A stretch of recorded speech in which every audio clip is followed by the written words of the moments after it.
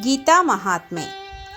ಬಾಹ್ಯಸ್ಪರ್ಶೇಷ್ವಸಕ್ತಾತ್ಮ ವಿಂದತ್ಯಾತ್ಮನಿ ಯತ್ ಸುಖಂ ಸ ಬ್ರಹ್ಮಯೋಗಯುಕ್ತಾತ್ಮ ಸುಖಮಕ್ಷಯಮಶ್ನುತೆ.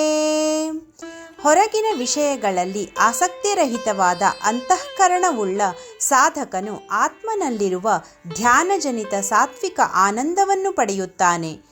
ಅನಂತರ ಅವನು ಸಚ್ಚಿದಾನಂದ ಘನ ಪರಬ್ರಹ್ಮ ಪರಮಾತ್ಮನ ಧ್ಯಾನರೂಪೀ ಯೋಗದಲ್ಲಿ ಐಕ್ಯಭಾವದಿಂದ ಸ್ಥಿತನಾಗಿ ಅಕ್ಷಯ ಆನಂದವನ್ನು ಅನುಭವಿಸುತ್ತಾನೆ ಎಂದು ಶ್ರೀಕೃಷ್ಣ ಪರಮಾತ್ಮನು ಹೇಳಿದ್ದಾನೆ. ಸಾಧಕರು ಇದೇ ರೀತಿಯಲ್ಲಿ ಸಾಧನೆ ಕೈಗೊಂಡು ಸಾಂಸಾರಿಕ ಜೀವನದ ಆಸಕ್ತಿಯನ್ನು ತ್ಯಜಿಸಿ ತಮ್ಮ ಸಂಪೂರ್ಣ ಜೀವನ ಮತ್ತು ತಮ್ಮ ಒಂದೊಂದು ಉಸಿರು ಕೂಡ ಪರಬ್ರಹ್ಮ ಪರಮಾತ್ಮನಿಗೆ ಮೀಸಲಿಡುತ್ತಾರೆ. ಇಂತಹ ಯೋಗದಲ್ಲಿ ಪರಮಾತ್ಮನನ್ನು ಕಂಡು ಆತನಲ್ಲೇ ತಲ್ಲೀನರಾಗುತ್ತಾರೆ.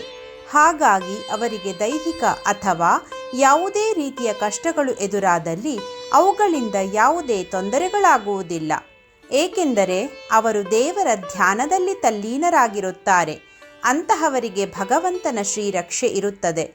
ನಾವು ಸಂಸಾರಿಗಳು ಕೂಡ ಅಲೌಕಿಕ ವಿಷಯದೆಡೆಗೆ ಹೆಚ್ಚಿನ ಗಮನವನ್ನಿತ್ತು ನಮ್ಮ ಆತ್ಮದಲ್ಲಿರುವ ದೈವೀ ಶಕ್ತಿಯನ್ನು ಚೈತನ್ಯಗೊಳಿಸಿಕೊಂಡು ಸಂಸಾರದಲ್ಲಿದ್ದುಕೊಂಡೇ ಸಾಧಕನಾಗಿ ನಮಗೆ ಸಿಕ್ಕ ಈ ಪವಿತ್ರವಾದ ಮನುಷ್ಯ ಜನ್ಮವನ್ನು ಸಾರ್ಥಕಗೊಳಿಸಬಹುದು. ಹರಿ ಓಂ.